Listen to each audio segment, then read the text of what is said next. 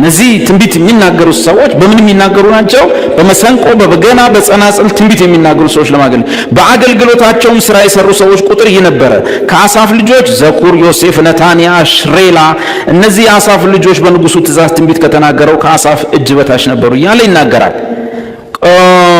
ቁጥር 6 ላይ እነዚህ ሁሉ በእግዚአብሔር ቤት በጸናጽል በበገና በመሰንቆ ይዘምሩ ዘንድ በእግዚአብሔር ቤት ያገለግሉ ዘንድ በአባታቸው እጅ በታች ነበሩ። ከአባታቸው በታች ሆነው እየዘመሩ የሚያገለግሉ ነቢያቶች ናቸው።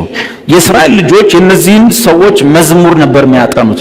በአሳፍ እንግዲህ አይተናል። አሳፍ ከመዝሙር 72 በኋላ ሲዘምር አይተናል። እነዛን ሁሉ መዝሙሮች የእስራኤል ልጆች የሚያጠኑት እነዚህ ተመርጠው እየወጡ ግን በሙዚቃ መሳሪያዎች ትንቢት እየተናገሩ የሚዘምሩ ሰዎች ናቸው። የእስራኤልም ልጆች የእነዚህን ሰዎች መዝሙር በመዘመር የታወቁ ነበሩ። አንደኛ ሳሙኤል 10 ቁጥር 5 ከዚያም በኋላ የፍልስጤማን ጭፍራ ወዳለበት ወደ እግዚአብሔር ኮረብታ ትመጣለህ ይለዋል። ሳሙኤል ለሳኦል ነው የሚነግረው። ወደዚያም ወደ ከተማይቱ በደረስክ ጊዜ በገናና ከበሮ እምቢልታና መሰንቆ ይዘው ትንቢት እየተናገሩ ከኮረብታ መስገጃ የሚወርዱ የነቢያት ጉባኤ ያገኙሃል። የእግዚአብሔር መንፈስ በኃይል ይወርድብሃል፣ ከእነርሱም ጋር ትንቢት ትናገራለህ ይላል። እነዚህ ነቢያት ሲጓዙ ሁሉ ምን ይዘው ነው የሚዞሩት? አቤት ከበሮ፣ በገና፣ እምቢልታ፣ መሰንቆ ይዘው እያረጉ እየዘመሩ የሚሄዱ ናቸው። ስለዚህ የእስራኤል ልጆች አብዛኛው በአምልኮ ስፍራ ላይ በቤተ መቅደሱም በተለያየ ቦታ የንጉሥ ዳዊትን መዝሙር ጨምሮ ዳዊት ነቢይ ስለሆነ ማለት ነው፣ ነቢይ ነው መጽሐፍ እንደሚናገር የነ አሳፍን መዝሙር የነ ቆሬ ልጆችን መዝሙር ይዘምሩ ነበር። እንዲህ አይነት ነቢያቶች ነበሩ። አንዱ በመዝሙር ማገልገል ስራቸው ነበር። ስለዚህ ምንድነው ማለት ነው? እግረ መንገድ ቃል የምናስተምር ሰዎች፣ ትንቢትም አለን የምንል ሰዎች፣ በውስጣችን ትንቢት ደጋግሞ የሚመጣብን ሰዎች መዝሙር በመዘመርም ባለጠጎች ልንሆን ያስፈልጋል። ትምህርት ይሰጠናል አይደል? መዝሙር በጣም ወሳኝነት አለው። መዝሙር ከእግዚአብሔር ነው። እግዚአብሔር የሌለበት ሙዚቃ መሳሪያ ሲሆን እሱ ነው ክፉ እንጂ ሙዚቃ መሳሪያ በራሱ ክፋት የለውም። ምክንያቱም ሰዎች ብዙ ጊዜ የሚጠቅሱት ምንድነው? ለመጀመሪያ ጊዜ የሙዚቃ መሳሪያን የሰሩት የማን ልጆች ናቸው? የማን ናቸው? የቃየን ዘሮች ናቸው አይደል? ግን እሱ ሰውዬ በውሃ ጥፋት ዘር ማንዘሩ አልቋል። ምንድነው ሲባል እግዚአብሔር የለሽ ሙዚቃ ማለት ነው። እና እሱ ከዛ በኋላ ግን በምናነባቸው ውስጥ አንዱ ታላቅ ነቢይ እግዚአብሔር እንደ ልብ ያለው ዳዊትን የምናውቀው በምኑ? አቤት በአውታሩ ነው፣ በዝማሬው ነው፣ መዘምራንን በማደራጀት ነው። በጣም በመዝሙር ልቡ የተሞላ ግን ንጉሥ ነው። አይገርምም? ንጉሥ ነው ሲዘምር ግን ነፍስ አይቀርም። ሰዎች እስኪ ንቆት፣ የገዛ ሚስቱ እስክትንቀው ምንድነው? ቅድም እንደዛ የሚያደርግ ሰው ፊት አንተ የእስራኤል ንጉሥ ተከብራ አትቀመጥም? ለነገርየው ቅናትም ጭምር ነው።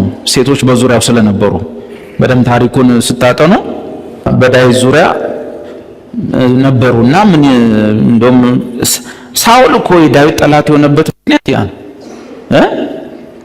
እንደዛ ነውና የሚያጨበጨቡ ሲበዙ ማለት ነው። እንደዛ ሲሆንለት ኤኒዌይስ ሴትዮዋ እንደዛ ተቃወመችው። አንተ እስራኤል ንጉሥ ሆነህ ሳለ ተከብራ አትቀመጥም?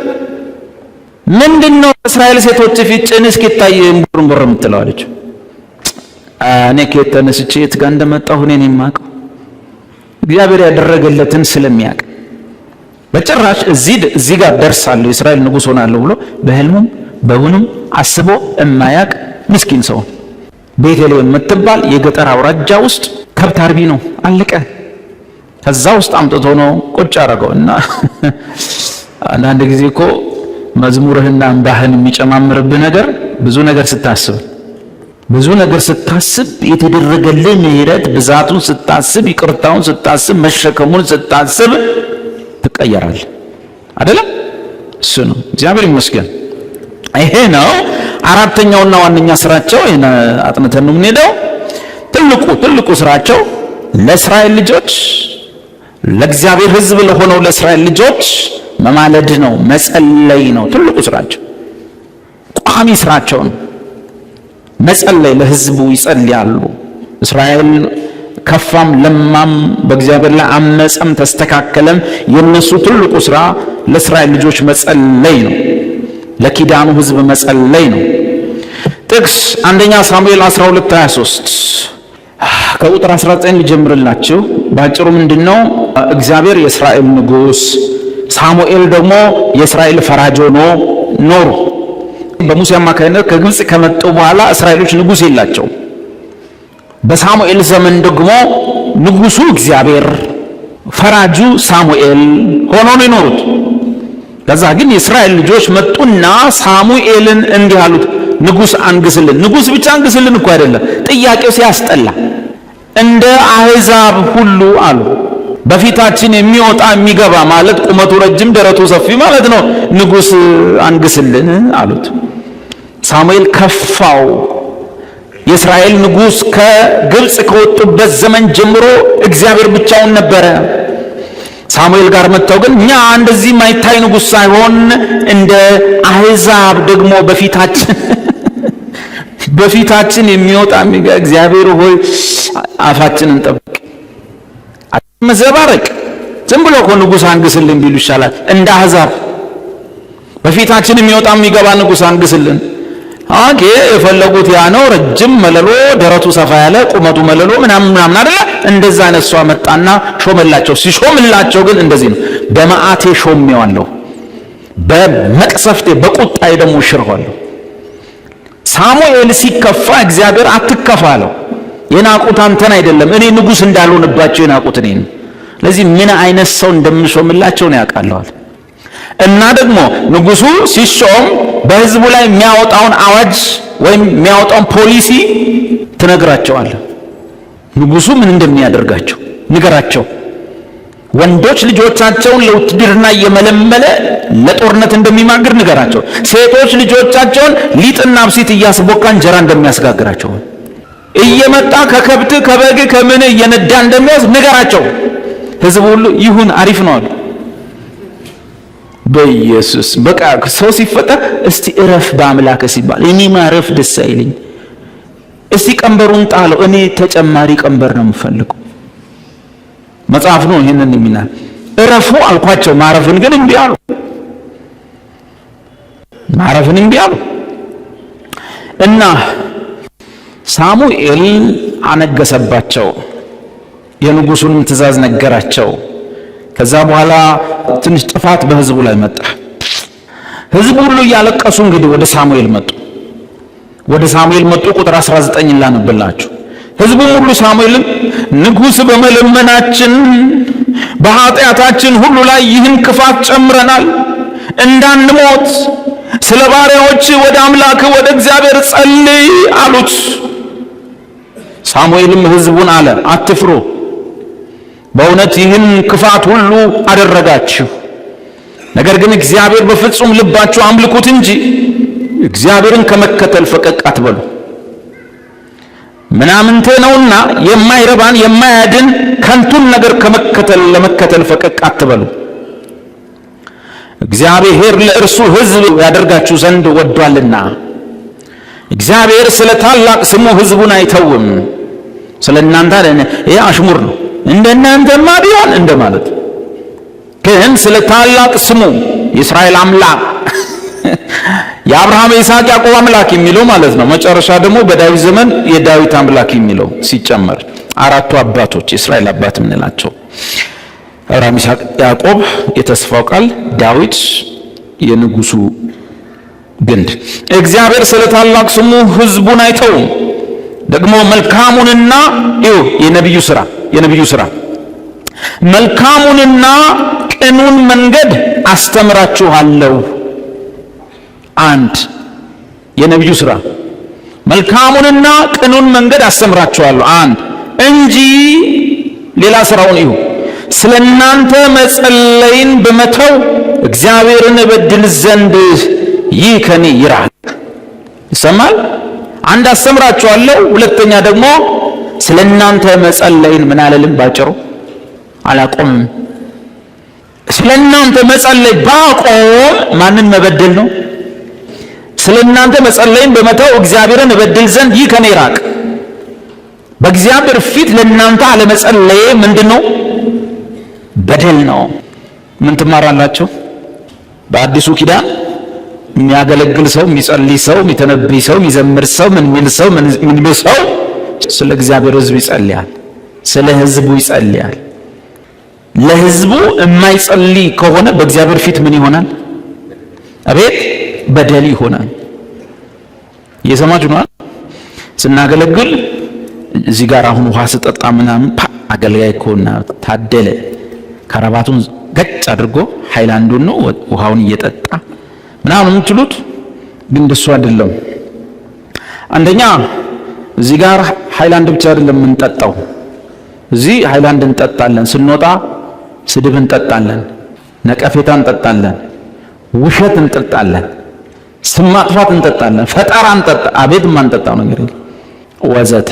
እና ደግሞ ብዙ ቤት ስራ አለ። ጉባኤን መሸከም የሚባል ቤት ስራ፣ መሸከም የሚባል ቤት ስራ አለ። እሱን እግዚአብሔር ስራውን ሰጥቶ ያሳያችሁ ነው። ሌላ ምንም አይደለም። ብዙ ነገር አለ።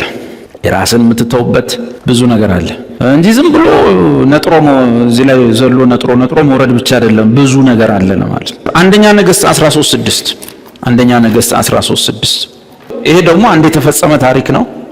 እንደውም የሐሰተኞች ነቢያት ትምህርት ላይ ይሄን እዚህ ቦታ የተፈጸመውን ታሪክ አነሳዋለሁ። ይሄንን ሰውዬም አነሳዋለሁ።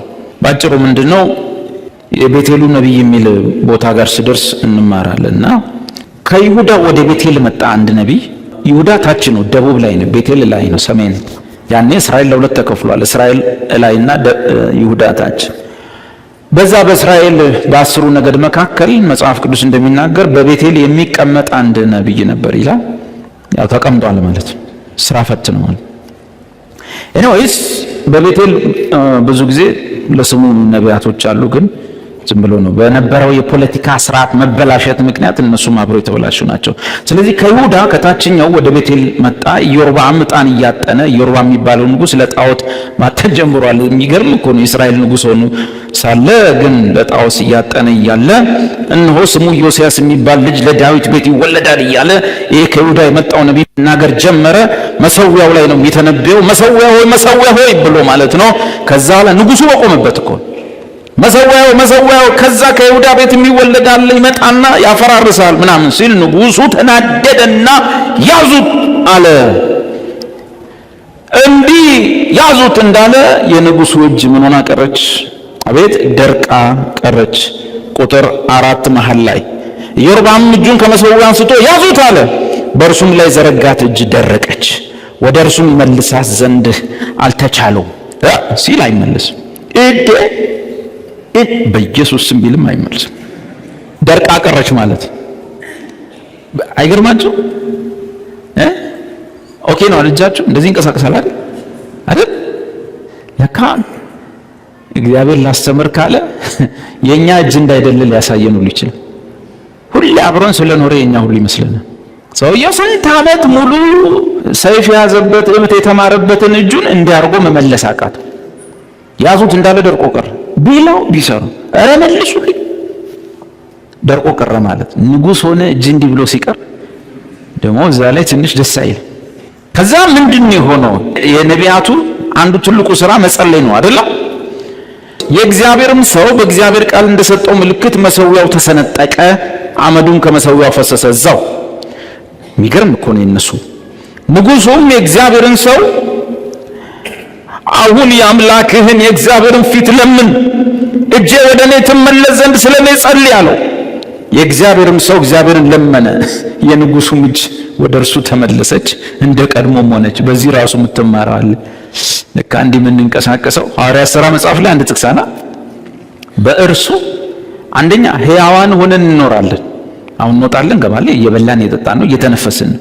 ሁለተኛ እንንቀሳቀስም አለን። ለካ ይሄ ሁሉ እንደዚህ እያልኩ ከቅድም ጀምሮ መወራጫው በእርሱ ነው። ምህረት ከህይወት ትበልጣለች። እጅ ተሰጥቶ ምህረት ሲጎድል አይሰራም። ምህረት ከህይወት ትበልጣለች፣ ትሻላለች።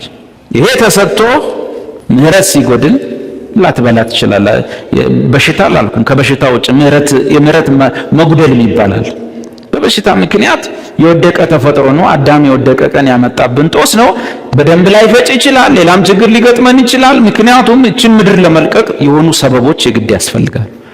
አንዱ እግዚአብሔር እኛን ከምድር የሚያስለቅቅበት ሰበብ ደግሞ ህመም ነው። በህመም ምክንያት ያልዛ አንለቅማ እሱ ነው። እንደሱ ከሱ ውጭ የሆነ ደግሞ አለ ምሕረት የሚባል ነገር። ምን የመሰለው ጎረምሳ ጨጓራው ብረት ይፈጫል የተባለ ከኔ ወዲህ ጀግና የለም ያለ ሰው ምሕረት ሲጎድለው ችግር ውስጥ ይገባል። ስለዚህ ተፈጥረ መቆም ሳይሆን ለካ ከመኖር ከህይወት ይልቅ ምን ትሻላለች? ምሕረት ከህይወት ትበልጣለች። ምሕረት ከህይወት ትሻላለች። እንደዛው ሆነ በእርሱ ለካ ሕያዋን ሆነን እንኖራለን እንንቀሳቀስማለን በኢየሱስ ማለት ነው። አንደኛ ሳሙኤል ይሄንን አየን። አንደኛ ነገሥት አየን። ያሁኑን አየን 13:6 ሁለተኛ ነገሥት 20 ቁጥር 11 ከቁጥር 8 ላነበው ታሪኩ እንዲገባን። ሕዝቅያስም ኢሳይያስን አሁን ደግሞ ነቢዩ ኢሳይያስ ነው እግዚአብሔር እንዲፈውሰኝ እኔስ በሶስተኛው ቀን ወደ እግዚአብሔር ቤት እንደወጣ ምልክቱ ምንድነው አለው። ኢሳይያስም እግዚአብሔር የተናገረውን ነገር እንዲፈጽመው ከእግዚአብሔር ዘንድ ምልክቱ ይህ ይሆንልሃል፣ ጥላው 10 ደረጃ ወደፊት ይሄድ ዘንድ ወይም 10 ደረጃ ወደ ኋላ ይመለስ ዘንድ ትወዳለህን አለው። ሕዝቅያስም ጥላው 10 ደረጃ ቢጨምር ቀላል ነገር ነው፣ ምክንያቱም ቀኑ እየመሸ ስለሚሄድ የዛን ሰዓት የሚቆጥሩበት ነው። ድሮ እንደዚህ በዚህ በኩል 10 ደረጃ በዛ በኩል 10 ደረጃ ያለው ከምስራቅ ወደ ምዕራብ የሆነ ደረጃ ይሰራሉ። ሰዓት መቁጠሪያ ነው። የመጀመሪያው ደረጃ ላይ ብርሃን ሲሆን 1 ሰዓት ነው፣ 2 ሰዓት ነው፣ 3 ሰዓት፣ 4 ሰዓት፣ 5 ሰዓት ምናምን ያለ ይቆጥራል። ከዛ በኋላ በዚህ በኩል ደግሞ ትስል ያኛው ጥላ ደግሞ እየሆነ ይመጣል። የመጀመሪያው ደረጃ ኦኬ ጥላ የሆነ ከመጣ ኦሬዲ ፀሐዩ እየሄደ ስለሆነ ይቀላል ነው። ግን ምን ይሁን ምልክት ነው የምፈልገው። ጥላው 10 ደረጃ ቢጨምር ቀላል ነገር ነው እንዲህ አይሁን። ነገር ግን ጥላው 10 ደረጃ ወደ ኋላ ይመለሳል። ቅድም እንደዚህ ሲመጣው ነገርባ ከእንደገና ይመለስ አለ። ነቢዩም ኢሳይያስ ወደ እግዚአብሔር ጮኸ። ባጭሩ ምንድነው? እግዚአብሔር ሆይ አንድ አፍታ መሬትን ወደ ኋላ ትንሽ አሽከርክራት። ሎንጊቲዩድ ነው ምንድን የምትሉት? እሱን እንደዚህ ትንሽ መልሰው ብሎ ጮኸ ኢያሱ። ከዛ ደግሞ ይህን ሰው ታያላችሁ። ጥላውንም ከአካዝ የጥላ ስፍራ ሰዓት ላይ በወረደበት መንገድ 10 ደረጃ ወደ ኋላ መለሰው። ቢያንስ እግዚአብሔር የተፈጥሮ 10 ሰዓት ያለ ወደ ኋላ መለሰ። የማንን ጸሎት ሰምቶ? ኢሳይያስን ጮህ ወደ እግዚአብሔር። ወደዛ ቢሆን ኖሮ ይሄ ኦሬዲ ፀሐይ ስትሄድ እየጨመረ ስለሚሄድ ነው። መልስና እንደገና ሲል 10 ሰዓት ያህል የሚሆን ሲሆን ምንድን የምትረዱት? መቼስ ምድራችን ሰዓት የምትቆጥረው ፀሐይ እንደቆመች እላዋ ላይ እየተሽከረከረች ነው። ለዚህ ወደዚህ 10 ሰዓት ሄደችውን ያህል 10 ሰዓት ወደ ኋላ ተመልሳለች። መድኃኔዓለም እስመ አልቦ ነገር ዘይሳነው ለእግዚአብሔር፣ ለእግዚአብሔር የሚሳነው ምን ነገር የለም። የኛ አምላክ ይሄ ነው። ተመስገን ተመስገን ተመስገን። እንዴት ያለ አምላክ ነው! ይሄን የሚያክል ግዑዝ መሬት ከተመለሽ ብሎ ተወዳለ አሁን ቀጥላ ያው ከኢሳይያስ ዘመን ጀምሮ አሁን ግን እየተሽከረከረች። በፊት በኢያሱ ጊዜ 24 ሰዓት ነው ያቆያት። 24 ያኔ ደግሞ መሽከርከር ነው ያቆመችው። የሚገርመው ነገር እንዲህ መልሳት ሳይሆን ቆመች። ሊመሽ ነበር። መቶ ፀሐይን ተሰናብታ ልትሄድ ሊመሽ ሲል ጠላቶቻችን በጦርነት አልጨረስናቸውም ሊመሽ እኮ ነው እግዚአብሔር ሲለው እንዳትሽከረከር ያለ ቀጥ ብላ ቆመች። እነሱ ጠላት ጨፍጭፈው ጦር ሜዳው ጦርነቱ አልቆምን ሲል መሬት ሳይንስም አረጋግጧል። ታውቃላችሁ ፈልጉ የሆነ ሰዓት ላይ ቆማ ነበር። ማን ነው የሚያደርገው? መስቀል ላይ ሲሰቀል ፀሐይ ጭልም እንድትል ያደርገው የእግዚአብሔር ቃል ኢየሱስ። አሜን። እንኳን ክርስቲያን ሆነን አዳምን የፈጠረውን ኖህን መርከብ ስራ ያለውን የአብርሃምን ይስሐቅን ያዕቆብን የተገለጠላቸው የእስራኤል አምላክ ለዳዊት የተናገረው ለዳዊት ንግስና የሰጠው በዛፉ መካከል በሹክሹክታ ድምፅ ውጣ አትውጣ ብሎ የተናገረው እውነተኛ አምላክ እሱ ብቻ የሆነው የእስራኤል ቅዱስ እርሱን ብቻ እናመልክና እናገለግል ዘንድ እግዚአብሔር ስለዋጀን ስሙ ብሩክ ይሁን። ያህዌ ስሙ ብሩክ ይሁን። ኤሎሂም ስሙ ብሩክ ይሁን። ጀሆቫ ስሙ ብሩክ ይሁን። አሜን። እና በስጋ የተገለጠው የታየው የምስጢር ትልቅ ነው።